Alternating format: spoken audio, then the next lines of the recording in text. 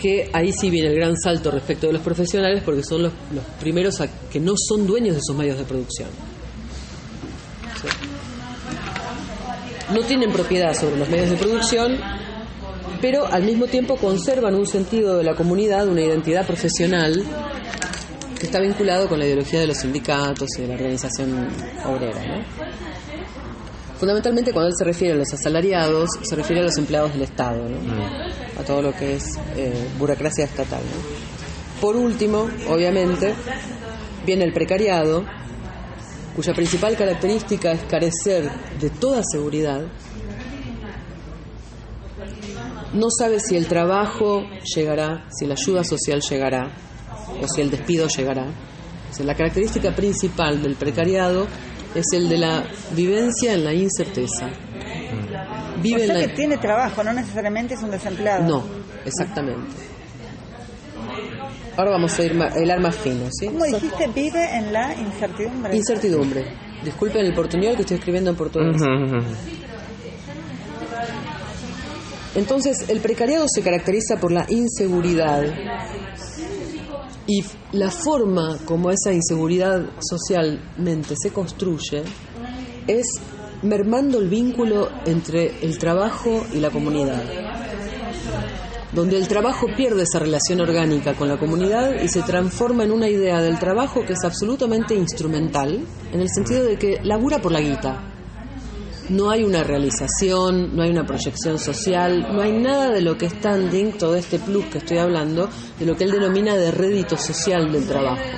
Es decir, el precariado trabaja por un salario temporario, en una visión del trabajo instrumentalizada, porque solo le sirve en su vida para obtener un dinero.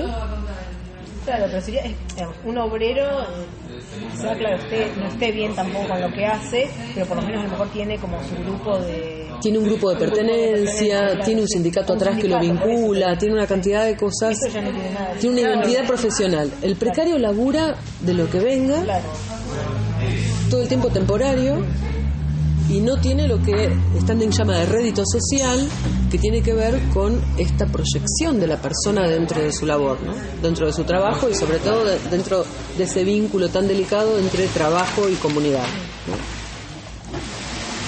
Es decir, retoma Hannah Arendt cuando dice que hay una gran carencia de unionismo, es decir, el precariado sobre todo es un sistema atomizado de sujetos, no se organiza en comunidad. Al precario le es imposible tener una visión de futuro por las condiciones socioeconómicas en las que vive. Es decir, no desarrolla, y no desarrollar una visión de futuro, que esto es apenas la primera y más grave de las consecuencias de romper este vínculo con la comunidad. Es decir, tampoco es nada casual que estemos trabajando con cine comunitario. Claro. ¿Se entiende? O que cuando Jorge Alemán habla de la utopía que puede luchar contra la subjetividad neoliberal, habla de la utopía comunitarista. ¿Lo fuiste a escuchar allá? Sí, por supuesto. Increíble, ¿no? Impresionante. No podemos comentar. Entonces él retoma a Hannah Arendt en el sentido de que tenemos un trabajador que no tiene una visión de futuro, pero no porque él no quiera, sino porque existe un sistema económico, que es el actual capitalismo transnacional globalizado, que lo excluye sistemáticamente. Y Standing nos alerta y nos dice, guarda, que el precariado no solamente aún no es una clase formada, sino en formación, porque no tiene conciencia de sí, sino porque no para de crecer. Standing es un convencido de que el actual momento del capitalismo lo que busca es empujarnos a todos hacia la precarización. Y yo estoy segura que todos nosotros en esta mesa hemos pasado y sabemos perfectamente cómo es vivir precariamente, inclusive porque somos o hemos sido uno de los 3 tipos de precarios que Standing establece, que son aquellos que tienen un excesivo nivel de educación para el rédito social que perciben a través de su trabajo. Todos sabemos lo que es, ¿no? Yo estuve hasta los 42 en situación precaria.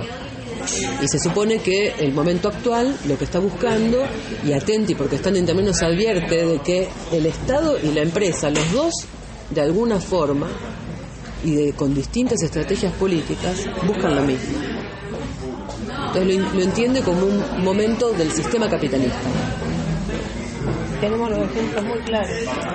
Bueno, anoten en relación a nuestras experiencias, completamente actual. Ahí vamos. El precario se caracteriza por la famosa frase del "y mañana veremos", o "yo cuido solo de mí, porque no puedo cuidar de vos". Es decir, las leyes de solidaridad se rompen. Evidentemente, la mentalidad que el precariado trae como sujeto social está en contra de todo lo que es empatía, vínculo con el prójimo y con todo lo que es vínculo de solidaridad orgánica, ¿no? No porque no quiere, es que no puede. Entonces los caracteriza como un conjunto individualista, dice cabreados, normalmente de gente muy irritada, muy peleada con el mundo, notoriamente, es decir, no se puede vivir pensando en ningún futuro, y que notoriamente todo esto es un clima de cultivo para tendencias neofascistas. Todo este enojo social. Es decir, ¿cómo entender el odio a Cristina si no tiene también que ver con la propia precarización en crecimiento, ¿no? Que hace que todas las clases estén realmente revueltas, ¿no? Estén realmente enojadas, ¿no? con lo que vivimos, ¿no? Ahí empieza, y las caracteriza como las 4A. Las características del precario: ansiedad, rabia, que en inglés es anger, es ansiedad, rabia, alienación y anomia. ¿Anomia? ¿Qué es anomia? Sin normas. Sin normas. No tiene normas, no sigue un patrón de normas. Ahora vamos. Anomia es eso, no tiene reglas, no está organizado. Es un conjunto de individuos con una organización a su vez precarizada. ¿Sí? Y habla de los casos internacionales, ¿no? Dice que el precariado, cita varios casos internacionales, es muy interesante el perfil de Standing porque es un tipo que ha trabajado más de 15 años en la Organización Internacional del Trabajo, dentro de la cual venía escribiendo una serie de ensayos sobre el impacto social de las políticas de trabajo, es decir, no es cualquiera que está haciendo una teoría a partir de esto, ¿no? Entonces él cita con gran conocimiento de causa casos de precarización en Japón, en Estados Unidos, en Canadá, en América Latina, en África, en fin, cita casos de precarización en todo el mundo, pero a todos responden al mismo patrón, ¿no? Porque notoriamente es un momento de la globalización, ¿no?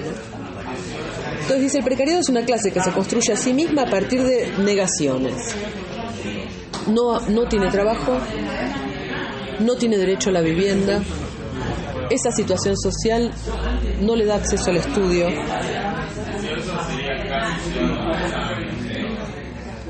no tiene acceso a la movilidad social. El precarizado es muy difícil que salga de ahí.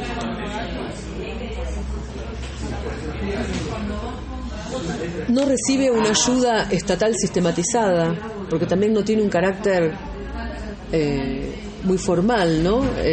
Y cuando habla de ayuda, se refiere inclusive al sistema de jubilaciones, ¿no? Es decir, ¿qué ayuda tiene un precario? ¿Qué le espera al final de su vida de trabajador, ¿no? Por otra parte, habla de que tampoco tiene acceso a zonas verdes. Es decir, a mí me interesa... Tiene ocio. Exactamente. No tiene ocio fomentado por lo público. Claro. ¿Sí? Entonces es alguien abandonado por el Estado y abandonado por la empresa. Es decir, es un individuo que no una clase, mejor dicho. Un individuo libre. Bien, ese es el otro aspecto que él plantea. Porque dice, no todo precario es infeliz. Y habla de los que son precarios por opción. Y ahí yo conozco ejemplos. Por ejemplo, acabé de conocer en Gesell una pareja de abogados que recolectan kiwi en Nueva Zelanda durante un mes y viajan durante el mundo. Sí, había escuchado eso. Porque vos siendo abogado recolectás kiwi y ganás más que siendo abogado en tu país. ¿Recolectando kiwi? Sí, hay mucha gente. Yo conozco pibes, gente joven, para general. Pero quiere recolectar kiwi. Ese es el mundo. Perdón, listo. Bueno, cerramos. Gracias por el dato. Gracias. Bueno, dice el gran no del precariado, dice que es la incapacidad de transformar lo que le desagrada. Es decir, no solo no puede proyectarse al futuro, sino que es incapaz de transformar lo que le pasa. Entonces, evidentemente, Iván se adelantó, no es homogéneo ni desafortunado. Es decir, dentro de los precarios están los practicantes de la ética de la felicidad, ¿no? Que es una de las éticas de la acción y del deber, como si la vida realmente fuese solamente para ser feliz. Y después inclusive llegan al punto neurótico de culparse por morir. Cuando en realidad no es solo para ser feliz. Entonces, notoriamente tenemos un precario que no es desafortunado porque es un precario voluntario, que son los oportunistas, los que viven por decisión el trabajo como una forma instrumental. Conocemos tantos escritores que han decidido ser carniceros mientras escriben, o que son carteros mientras que eligen opciones que no interfieran con su desarrollo vital, pero son opciones, ¿no? ¿Se puede tomar un poquito? Sí. Entonces, bueno, una de las principales críticas que se le hace a Standing es que, bueno, que él mismo se crea el problema de decir que es una clase, porque si está en formación, entonces es difícil caracterizarla como clase, y además como que clase es un concepto muy clásico, muy tradicional. Es interesante lo descriptivo que él hace, realmente es una descripción. Nadie había hablado antes de esta situación de esta manera, y creo que es interesante pensarlo así. Pero lo cierto es que el precario pierde las garantías. La pérdida de las garantías sociales lo transforma en un sujeto desconfiado. Esa desconfianza es la que le genera miedo y odio a toda la inseguridad con la que vive todos los días, ¿no? Entonces,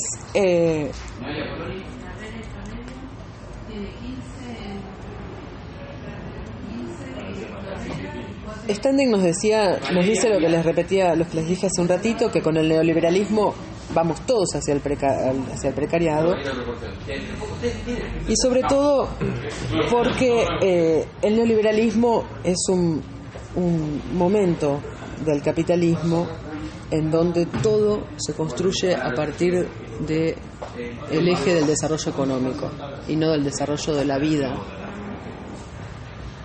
Todo se hace en nombre de una economía saludable y no de nuestra salud.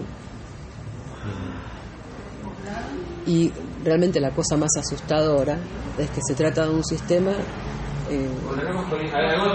que aparentemente se ofrece como algo cerrado, sin opciones, y que nos gobierna a partir de una abstracción, porque el capitalismo es una idea.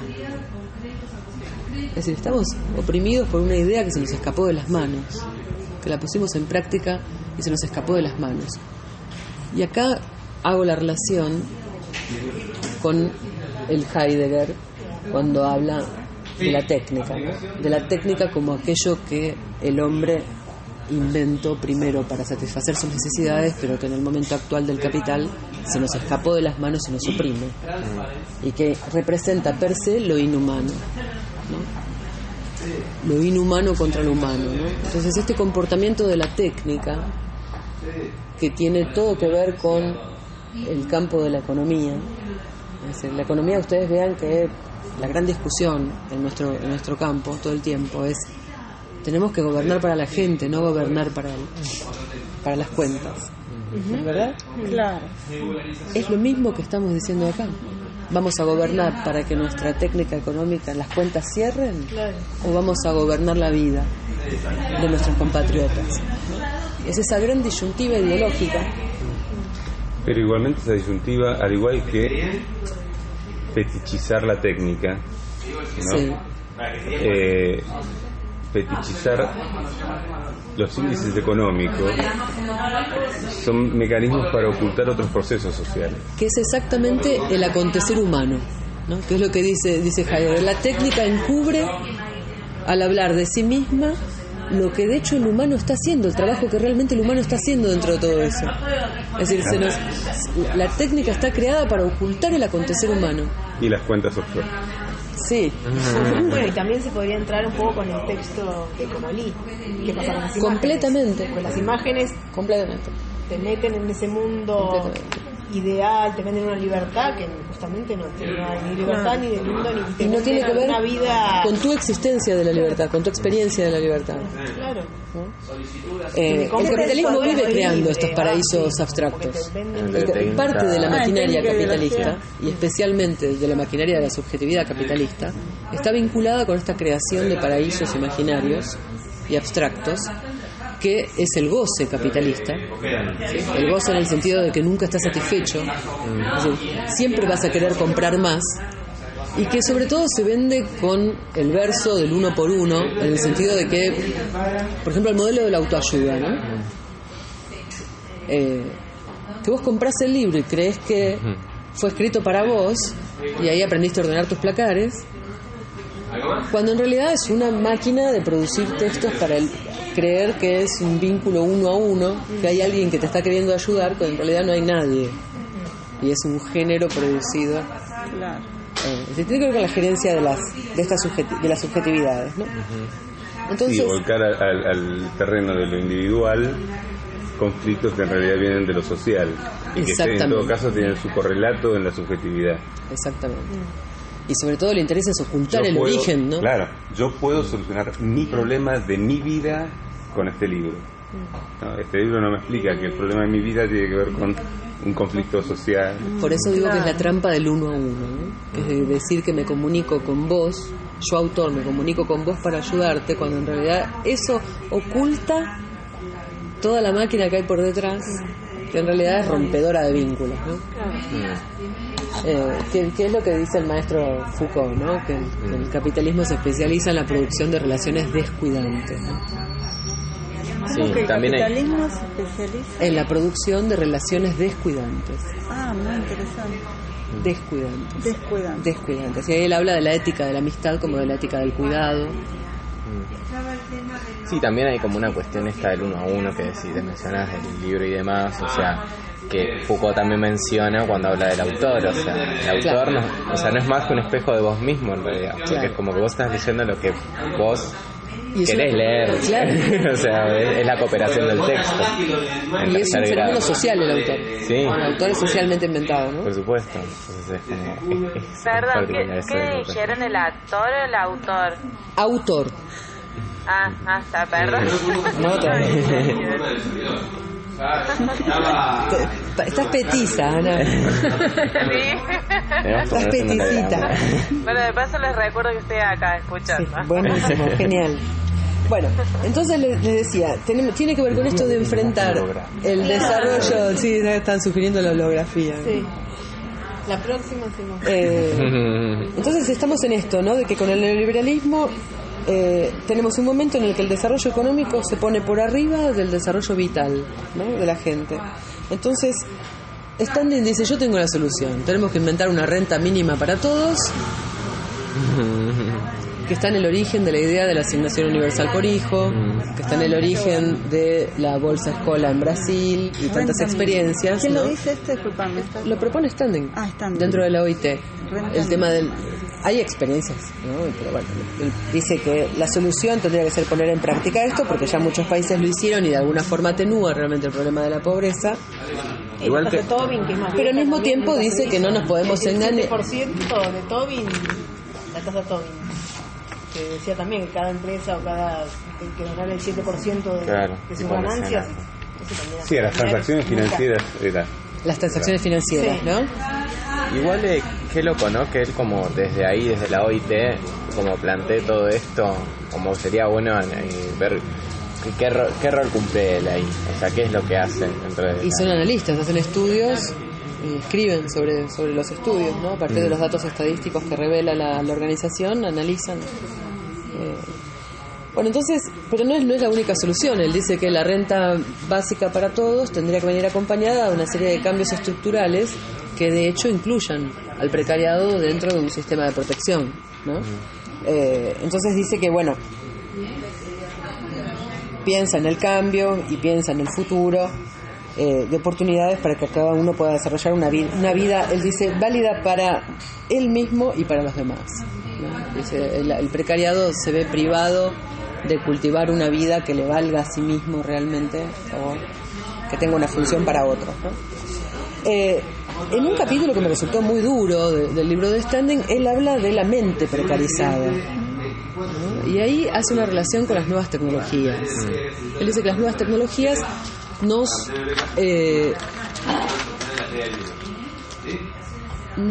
privan de formas de pensamiento de tipo histórico, reflexivo e imaginativo.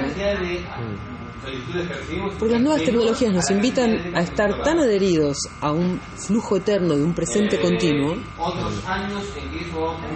que de alguna forma se pierde la inteligencia vista o entendida como posibilidad reflexiva desde una perspectiva, desde el distanciamiento, e inclusive para la puesta en juego de la imaginación.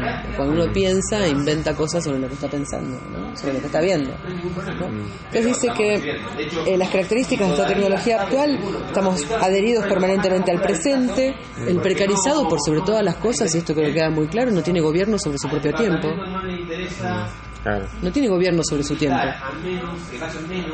Trabaja cuando tiene trabajo. Sí.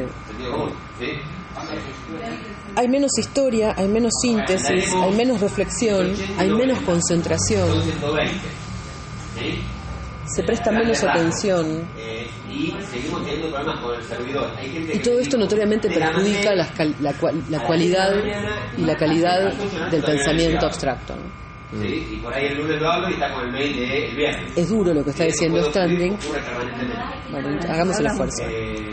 Es duro lo que dice Standing, pero hay que entender que hay parte de este fenómeno que es así y que apunta a lo mismo que Foucault describe, en el sentido de que hay una esfera del poder que se dedica a generar una serie de prácticas sociales para oprimir. ¿Sí?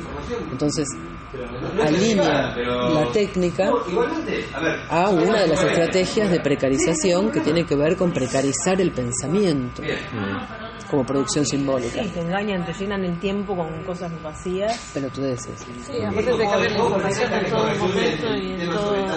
Muestra Facebook, Twitter, todo. Pero yo, ahora, por ejemplo, Iván quiere ver a lo mejor un dibujito en internet. Y le cortan en la mitad del capítulo con propagandas que no tienen nada que ver con él, no son de juguetes, son de Carrefour, de los descuentos que va a haber este fin de semana.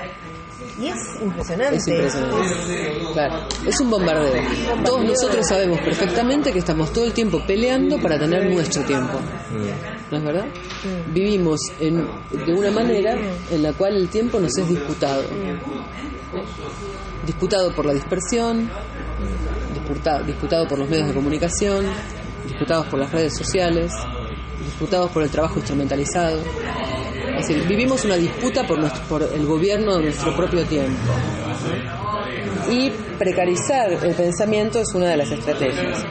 Entonces, sí, yo creo que, digamos, hay como dos aspectos que me gustaría como pensar, ¿no? Porque yo creo que la cuestión de la tecnología, así como de la técnica y de lo que habla como Lee, que lo tiene muy presente, es como el uso que hace la ideología de esa técnica también puede ser revertido por, en todo caso, las mentes precarizadas y como levantarse un poco, ¿no? O sea, como el cine, como el primer cine y el tercer cine. Bien, lo comentamos sí, perdón. Pero no me quedé con eso porque... Tiene todo que ver. Es decir, lo estoy exponiendo por eso, porque creo que lo que nosotros estudiamos es una notoria tentativa de resistencia a las condiciones del precariado. Es decir, creo que nosotros estamos trabajando con esto. Entonces, y acá se repite, ¿no? Es un poco reiterativo, ¿no? Dice, bueno, el precariado no tiene una perspectiva de carrera, no tiene un sentido de identidad trabajadora, tiene pocos derechos a la protección tanto del Estado como de las empresas, el precariado debe acogerse a lo que le dice el mercado y a sus exigencias, ¿no? Mientras el iluminismo hablaba del self, ¿no? Como autoguía, ¿no? En relación a Dios, a la naturaleza, a la construcción del hombre por sí mismo, ¿no? Que es el origen de la clase burguesa, ¿no? El origen de la clase media, ¿no? Que es el sujeto que se construye a sí mismo, el famoso self, el self inglés. El precario no tiene más ese control de sí mismo, no tiene un gobierno de sí mismo, no puede decidirse a sí mismo como construcción por las condiciones económicas que tiene de partida. ¿sí? O si no, la lucha será tremenda. Que todos conocemos los sacrificios que vemos de vidas a nuestro alrededor por salir de esas condiciones, ¿no? Entonces, dice que la tensión que genera el precario no es una tensión en relación al sistema total, sino que fundamentalmente hay una tensión interna, y que esa, según él, es la principal causa de que el precariado no se constituya ni se perciba a sí mismo como clase social. Es decir, vivimos una situación de ataques de unos precarios contra otros, ¿no? Es decir, todos compiten por los puestos de trabajo, y eso hace que se desarticule es decir, la necesidad, ¿no? En otro momento, lo que Standing hace es sistematizar en el comienzo del segundo libro, de Devenir Ciudadano. Disculpen, ¿no? No. Lo que pasa es que son 20 personas que van a hacer. En Diventare Cittadini, en este libro, él hace una propuesta y una lectura que creo que cada vez nos interesa más. Porque, claro, empieza el libro sintetizando y ahí cuando empecé yo dije, a la puta madre. Todo bien, muy bien. 3 capítulos hace una síntesis de bárbaro, porque ahí caracteriza de la forma más clásica marxista lo que es el precariado. Ahí vino bien, porque le dio una vuelta de tuerca más. Entonces dice, el precario tiene medios de producción, medios de distribución, y ahí los caracteriza, ¿no? En relación a las 3 condiciones, ¿no? Medios de producción, relaciones de distribución y relaciones con el Estado, ¿no? Como clase intenta caracterizarla de esa manera, ¿no? Entonces dice, como relaciones de producción, el precariado tiene una adaptación vital a la inestabilidad, pérdida de control sobre su tiempo, sobre su desarrollo personal y sobre el uso de sus propias capacidades. En general tiene un nivel educativo superior al que se le pide para sus trabajos. Sí, perdón, ¿puedo hacer una moción? Sí. ¿Y si nos vamos a un bar? ¿Te parece? Para escucharnos un poco más. ¿Sí? Sí, igual en un bar también va a haber gente. Sí, pero no así a los gritos. Pero, ¿le querés ir a decir a ver si puedo hablar un poquito Pues está en el debate. Una asamblea. Sí, va a ir increyendo, temo. No es una exposición. Si no, otro. No, Acá la un aula cualquiera. Vamos a un aula cualquiera. Ana, 2 minutos y volvemos. Dale. No, pues eso me parece que va a ir increyendo, pues enardeciendo el pueblo. Llevemos el termo, la yerba. Ya estaba grabando, pero pongo para grabando, pero pongo para grabando, pero pongo para grabando, pero pongo para grabando, pero pongo para grabando.